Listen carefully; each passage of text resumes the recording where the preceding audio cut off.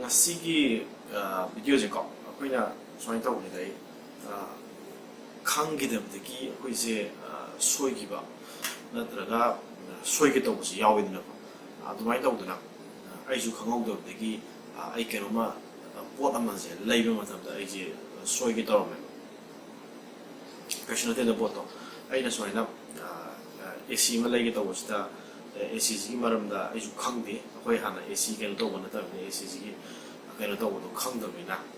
jadi sikim da khang kaya tahu le, aku ini lebih kaji top floor lebih yang sabo, ada isi hapse ni isi semua yang macam tu, isi kita malam da idea kaya mulai jadi juga, ada lay tapi ni na, lay yang kaya khang gua tu meeting kita hang gua macam kita, mau isu yang na banyak sih nggak dikhang tu kabak sabak khang gua mulai dah ni, ada apa ni, ada apa ni, ada tahu ni kaya brand, mungkin dia semua hire ke brand, mungkin dia semua sakit begini mau tahu, ada ini semua isi semua yang macam tu, isi yang mau window AC namaga lay ko amaga lay window AC nam lay adi mo split AC ko window AC ga split AC ga ni lay je adi da mo split sida mo position mo inverter AC no lay split inverter AC ada ahum ji ma ta iju khang da bina confusion mi chat pa da so kari mo kamai da bino ada ina asa kayam kana ba no sumai na budi adum khangi ko hai budi inverter AC na mai khara yamna sadi kai na mai khara kai no to have been khang ba adu idea do lay da bani na hangu masida ai je lai ge na ju sa dure ada moina ena to je budget je kya no ka have ina ai 35 pogi lens ta pa mi ka have moin sma hai adu tar ga di kaino to ro khoi sai gi inverter AC je low ro no si kana ba na ti kaino to wi wa na ti mai si na sa da na kyam sa ro je no kaina ai wonda moi sai gi dukan gi showroom gi kaino ne yo da to le hai ta re ko nang adum si dum lo se ka syam khena ga don te kan jam jan kai syam khena ga don na te to dum na te ada isu khale si di kari ka na ba ma da pe sha dum yam phel ga ma da lo de so si ne phare ka ai lo ge ne khala me ko ado daw ya ba hai ga da ka na to ba hai ga da ai ne lo ge ma ma da ai se ta di ye ge ta di study to ho ge na ai se ma gi ka ya si ma ra bi da ko ai kra sum ti ai kra sum mo gi ka no kra pai hai ta re ko पावे से कि ऐसे खांगे है बा खांग पदी अदो आई ngasi share tawji to je dune ba AC lebi ki do yaro ga di AC ki maram da pena to bi ning ba yaro ga di video se loi bu ing yo ai AC ki maram da phasana share tawji ge kai no da ai na soi ki to mi do ai khangau do de ge soi ki do ne ai le ram ga de ge soi de ne ba ado aina khangja ba aina thenga ba aina da ki ai ki poche le ram da ki da aina kena to ki sing ado ato mi da mu to na ba aina video se share to je ne yam khang go be wa di na de ko ai ju ka ju khang de sugum khang de ne ai ju khang de de ge ti ga na khang ko ni hai ta re ado u ju khra khang ye ai khang yi ba aina share to ju do ise sina mi ma na ngasai gi esi ma le ge na sa pa ma ta di sina ma ting wa ga adum khan ma ngam ni hai ta re ko sigi na dum sina pai smai to bo na sini do khan ma ngam ni hai ta re ko aduga kaino ma'am ji mamangda akhoi sai gi video ji AC ji gi kaino ji gi matang dai kaino ta hai jo ge sai gi si maram da hai de ba samna ha da akhoi gi computer da ju akhoi brand mayam lai de da ba laptop da ju brand mayam lai ba akhoi gi Dell ho gera HP ho gera du ho gera dai ba mayam lai da de Apple gi auto da mayam lai de dai ta ga su akhoi da sai gi ma gi motherboard tu yeng matam da motherboard se akhoi Intel na saba na traga mai moi de na ba ai budi brand budi HP gi oijar ga su motherboard manung budi Intel na saba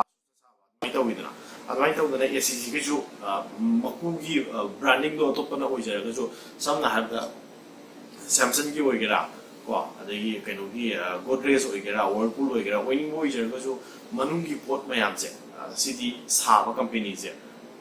ama ni tane ba moi dum saba ngak ne aduna mapan thong ki brand name de khena bai mani manu ki pochai sing di ayam mana loi mana ye AC sing ba ado sine aduga aina huji AC ki maram de kan haise ge AC ko lei bi ni mi raw ga di sina yamna si khangjam de yam convenient oi ni hai ta re ko AC si moi se makhan ani khai de ba window AC hai bam ne adi split AC hai bam ne window AC sina ko nya sai ki thungnau da sum chaw di bi mai man da thungnau di ke no to napsan do thungnau da 마세 타임에다기 그다음 까지 꾸이 하이타레 많고 그다음 리바 그다음 리바 뭐 간디 에시니 뭐이지고 아니야 kitang nobosina mo adigi split AC haije split AC sina manungda suaina keno asang keno manapaga mapanda magi keno manapado magi keno ani sui haidare manungge ma mapandi ma admaina ani sui ro adada nasai split AC sisu mo hujikse mo kamai tro keda split inverter AC ne thogleba split inverter AC ne thorok pasi mo split inverter je hana single inverter keno thole adigi hujikna mo split inverter kariba dual inverter AC ka no thogleba adigi handakta nong Samsung amamuk launch toeba triple inverter battery triple inverter AC na muk Samsung na handak 2019 da no amamuk launch so equity launch so ko admai to gana inverter ne ngasai ki keno siga khena baje haijar ke adong ngasai ki kitang ngasai ki window AC na koi thaina ki thongrau da happy thongrau da khaga chawba soina square way ke to do adona window AC hai ko ado window AC ga split AC ga khena baje kaino hai kan sida window AC sina comparing to split AC ga kaino to ma tamda window AC je magi ingthab gi sang je mana kitang tappe na mai hai ko ado ai khang de de ai hana pan mana tamina ado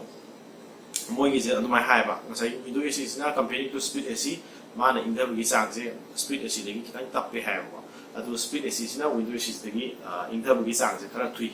ana mai hai ko ado budi ngasai gi split AC ji gi na akoi na ngasai gi mapan de gi nusit ing ba singsen mam je ki akoi na apam mapam da ai swai de gi na ai mus je kani hai ba pa da mapan gi akoi gi exhaust ne de gi air manu de inlet la ko gi da kin be ai na ko ma gi unit ni yaw do ado amma du na window AC na pull up ne ba masa je body je mo ki ta ne ba thong law jen dam thela ga maning lom da na sa ba thok pa mapan lom da na mamang lom phai di ka rom thang gi ba mamai do de gi ai ma thok pa ado mai to ne ba ado na ngasai window AC na khar li ba ado split AC na khar no ba ado ni tawji ko adi gi ngasai gi split AC je si de ju mo ano bo tholok ga ji da ngasai gi split AC je ju mai ja da gi in ha kan da koi mai ja da ji ti na ko AC da di mai ja da ba mai ja da ba gi ti mo star rating lai na ko 1 star 2 star 3 star 5 star kai nei da star ko yam da mai koi ja da ne ko dai da star yam ga mai ja da bu adu dang na tab am ma gi ngasai gi kaino je inverter technology hai je si ki siga khoi ngasai gi normal split AC gi khena ba je si kamai khena gi ha kan si da khoi gi fridge da su compressor am yaw ina khoi fridge am ong na gu ro mo ngang bi do admai ta udana AC gi su compressor yaw ba ma je ngasai gi inghan na ba hai da ma pan da suppose temperature je ai na hai je ngasai gi split AC gi ngak ta ni ada amana inverter split AC amana non inverter split AC ani sigi difference ai hijack ke ko adeng sai inverter split AC na kamai to ge ha kan da mapan da 30 degree ore ko na tra suppose mapan da 30 ore room manung da 29 degree ore sare ko sare na ini AC je thare aina set to temperature je ina 24 set to re ba 24 se set to ga thare ba thara ka sai ka je ngak inghara ba matung da mana ngasai gi kai compressor je ngasai gi 24 yau ngai mang 25 ko yau sel ko shoi je ji da ngasai gi compressor je ngasai gi magi ingana ba do yam kan ngam ba do ma si tap tha la ne ba tap tha la ni have di magi mai sa ba gi sang je han ha la ni ba sam have da hitar kan na tha ba hitar kam na tha ba ko bune amadu da ngasai gi ing na ba to ngai da yam mai je yam kan na singam ba ba ado mai je khara phara kan sa mai ngasai gi compressor gi mai pressure gi sang je ma je tap tha la ne ba tap tha ram ni nga sai gi mai gi consumption je han da re aduga compressor ji ma di su muthal loe ba muthal loe ba inverter AC ji mai nga sai gi compressor je su muthal de ba hai bi muthal de ba adum nga sai gi 24 da maintain to wire nga sai ka je 20 25 pe yo ko sai sa mana adu gi sang dum lai na ban gi tha ba do mai to na compressor je tam na thamaga mai di tha ra ne ba aduga ngasai gi non inverter AC na kamai to ge da khoi gi thaina gi conventional oi ba kai no myam je khoi gi freeze ke gi myam je du ta bi ra mani yum da freeze tha kan da freeze am to lo mu gut pa mu tha ba tau ina nung dang ga khang gi du ngung ko do freeze ha to ro adu chama nei AC da ju ba adu compressor gi ma ko ne ba adu kamai to ge da ngasai gi ama na kamai to ge da khoi na ngasai gi room temperature 24 degree inghaning mapana 30 sare ko the room manung 24 the inghaning ba nang ko nga sai AC on torni 24 set torni nga sai compressor na 24 se yong na ba ma inghala ne ba ingi har kan sta nga sai non inverter AC na kamai to the compressor se direct shut down to ne ba ado nga sai ke ma na piram do ba year for do ado su direct 24 se yong ba ma full compressor do ne ba man pira ka do ba ado ingi har kan ma de dong shut down to ne ba ado horen amo khara sagale e je mana sense to kan sta amo matanda amo nga amo akogi freeze 타이니 그 비슷한 건가 뭐 그런 것도 많이나 난 칸다가 맞아 아무 스탑 또 거네요 아들아 그래도래 아무 못 아무 타 아주 막이 풀 파워도 좀 많이 좀 싱글레랍니다 마이 컨섬션제 아두네 힐레 합니다 아두는 가사기 인버터 베이스는 거기 또 그때 가사기 인간 범 포고도 인간 가다디 잉글 가다디 템퍼레처 메인테인 도고디 라이드나 사사 가다기 마는 인간 간다 가사기 베노도 마이 장도 거 리리 좀 짠한 배원이다 aduna mai compressor je mutat pa ong tha ba je tau ti ba khoi gi kaino sidana sai gi inverter kaino sidana ba adu iduna mai ja gi sang ji hen thai yam han thai aduga khayen kaino to ba da su hai bi long ran da su ma sina kana he le hai bi ma gi mai yam cha da mi na aduna kana be he le si da si ai ju ai yam khagu da se to bu de ba smaina ac gi learning mo ko ning mo yaw bi de ka su 강드는 볼 아마 레이브 샷바세 그놈이 하이타네 나사이 미네 하이브도 좀 호이호이 좀 sat기도 바로 보이는 것도 마사카라 파자보다 나도 시 파는 거니 걔는 좀 그런 것도 떠오르는 때 하이타네 봐 아이슈 떠오게 떠오르면 또 아이나 카라 뭐나 티 코트나 떠오르가 리서치 마사 암 떠오 못한다 이시 강학번에 봐 아도 아토파 미네 레이비기도 볼래야가디 리서치 떠오르는 비디오 좀 마티 아마 이해가 좀 understand 떠오르는 바이나 이 비디오 좀 쉐어 떠오르네 adanga nga sai ge different stop adu ne ba in haije da mo nga sai ge star rated kaina